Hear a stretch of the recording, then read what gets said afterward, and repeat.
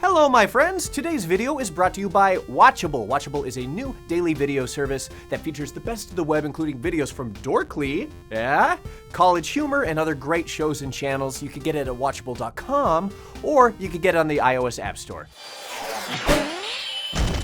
Today in Nerd History! Fair warning, this video contains minor spoilers for just about every Marvel movie, past, present, and future. If you would have told me 10 years ago that in 2015 we'd have 12 interconnected Marvel movies, multiple TV shows, and more of all of it on the way, well, I mean, first I'd probably be kind of disappointed that you're a time traveler and this is all you have to say. However, I would be surprised and delighted, obviously.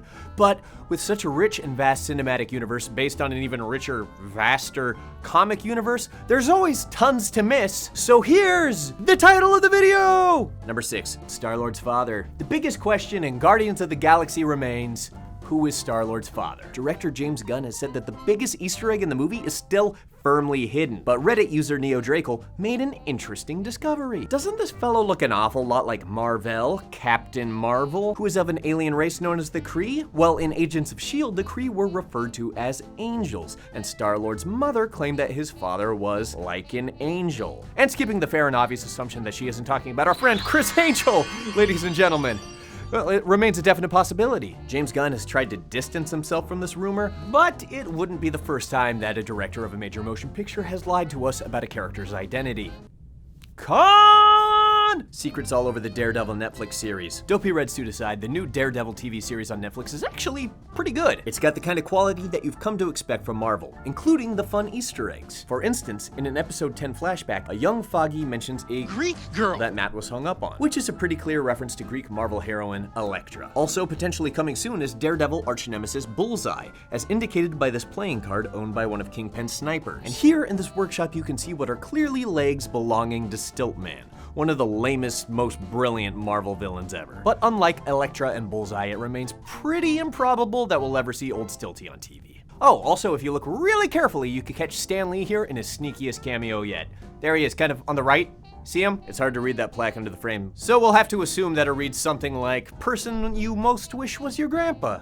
Cap's to-do list is different in every country. When we meet Steve Rogers in The Winter Soldier, he's still recovering from his 70-year journey to the present, and he has a notepad full of pop culture things that he wants to catch up on after a couple decades on ice. In the US, that list includes Steve Jobs, the moon landing, and I Love Lucy. But if you live in any other country, you might have seen a different version. In the UK, Cap's list includes Sean Connery and the Beatles, while Russia replaces those with famous historical figures that have like a staggering amount of consonants. The additions are a little strange, being that the movie's set in America, Steve Rogers is from America, and his codename is Captain America. Whatever the case, Steve has no idea what he's getting into with Old Boy. Number 4, everything in the collector's trophy room. The collector's part in Guardians of the Galaxy is short, but it is sweet, and it is brimming with rare specimens that he has amassed from across the galaxy. And for our purposes, it's an Easter egg gold mine. Yeah! Text. An easy one is a dark elf, one of the bad guys from Thor 2. Speaking of Thor, this fogged over cube may very well contain a frost giant. And if you look behind Rocket, you'll recognize a Chitauri, one of the many Skeletorish aliens that descended on New York at the end of the first Avengers movie. This adorable space dog is the Marvel character Cosmo, a Russian cosmonaut dog and a powerful telepath, as if being super cute wasn't power enough. But Benicio del Collectoro doesn't exclusively collect Marvel aliens. Here you can see some of the slug critters from the Nathan Fillion horror comedy Slither, which James Gunn also directed. It was easy to spot Howard the Duck in the post-credits sequence, but you could actually catch him in the movie proper, tucked way in back. And before you start asking for another Howard the Duck movie, it's probably important that you remember what the last one was like. New Captain America references the old crappy Captain America. Before the good Marvel movies, there were some, amazing bad ones, including count them, two Captain America movies. And in one of them, the 1990 Yugoslavian production, this happens. Would you please pull over the car? I am going to get sick. Are you okay? Yeah. Hold it! No, wait. So in The Winter Soldier, you better believe that this scene is a cheeky reference. Where did Captain America learn how to steal a car?